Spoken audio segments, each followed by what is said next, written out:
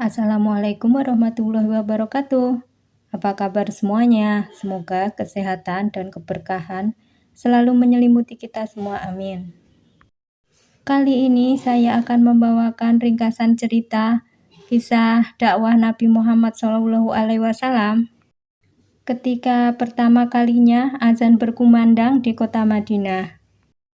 Sebelum saya mulai, saya ucapkan terima kasih kepada semuanya karena sudah klik channel ini. Langsung saja check it out. Tahun pertama Rasulullah SAW ketika tinggal di Madinah, terjadi perubahan dalam jumlah rakaat sholat.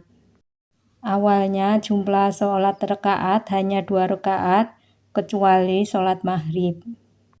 Sejak saat itu jumlah sholat wajib rakaatnya berubah, yaitu duhur, asar, dan isya jumlahnya berubah menjadi 4 rakaat. Sedangkan untuk sholat subuh tetap 2 rakaat dan sholat maghrib 3 rakaat. Sebagaimana disebutkan oleh Sayyidah Aisyah radhiyallahu anha dalam hadis riwayat Bukhari nomor 3935 yang berbunyi, pada awalnya sholat itu diwajibkan 2 rakaat. Kemudian setelah beliau hijrah, Rasulullah SAW sholat diwajibkan menjadi 4 rakaat.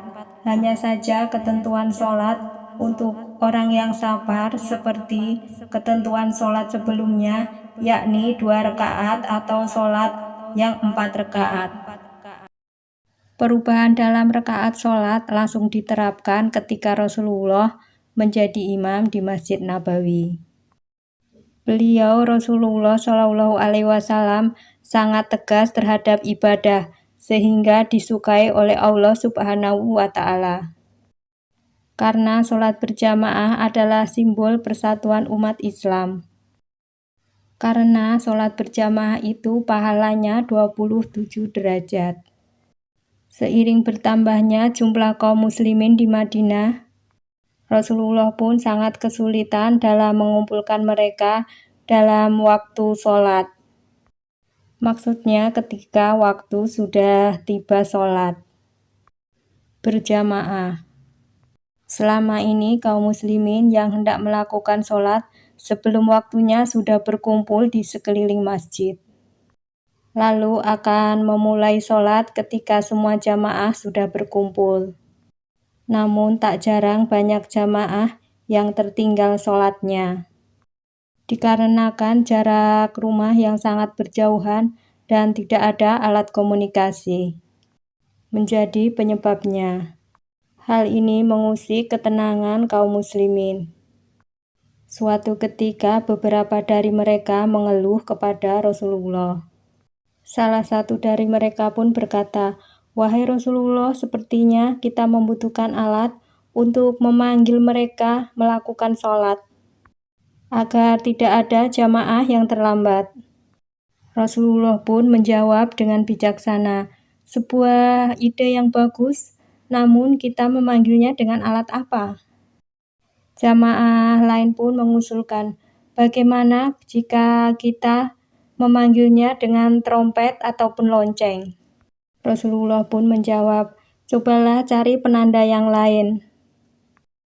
Rasulullah tidak menyetujui trompet ataupun lonceng sebagai penanda waktu sholat, karena lonceng dan trompet merupakan kebudayaan atau kebiasaan orang-orang Nasrani ataupun Yahudi dalam memanggil kaumnya untuk beribadah. Dan sementara waktu belum ada solusi untuk permasalahan ini. Maka Rasulullah setiap memanggil orang-orang untuk sholat atau berkumpul, beliau akan mengucapkan kalimat sebagai berikut. As-sholatu jami'ah.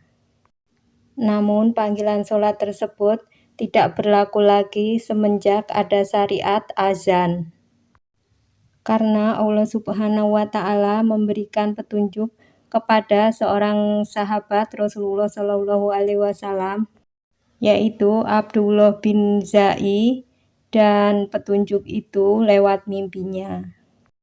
Sebagaimana hadis yang diriwayatkan oleh Ahmad bin Abu Daud.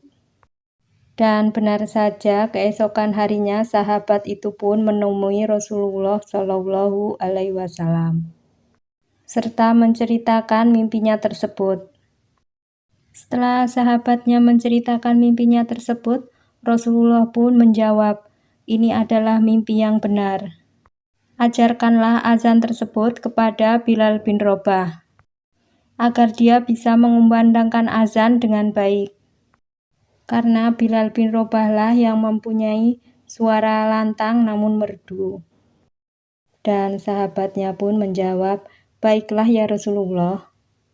Dan kala itu ketika waktu tengah hari, waktu menunjukkan sholat duhur, Umar bin Khattab pun mendengar suara azan yang dikumandangkan oleh Bilal bin Rabah. Lalu Umar pun buru-buru pergi menemui Rasulullah Shallallahu Alaihi Wasallam. Dan Umar pun langsung berkata kepada Rasulullah, "Ya Rasulullah, sesungguhnya yang dikumandangkan oleh Bilal bin Rabah, aku sudah melihat dalam mimpiku." Rasulullah pun menjawab, "Alhamdulillah." Dan sejak saat itulah kota Madinah adalah kota yang pertama kali mengumandangkan azan di seluruh dunia ini. Pada waktu itu muazinnya selain Bilal bin Rabah, yang satu lagi bernama Abdullah bin Maktum, yaitu seorang buta yang mengubah sikap Rasulullah. Itu tadi rangkaian kisah dakwah Nabi Muhammad SAW ketika pertama kali dikumandangkan azan di kota Madinah. Jika saya salah dalam menyampaikan cerita, saya mohon maaf sebesar-besarnya. Jika ada yang kurang, boleh ditambah di kolom komentar. Akhir kata, wassalamualaikum warahmatullahi wabarakatuh. See you next video.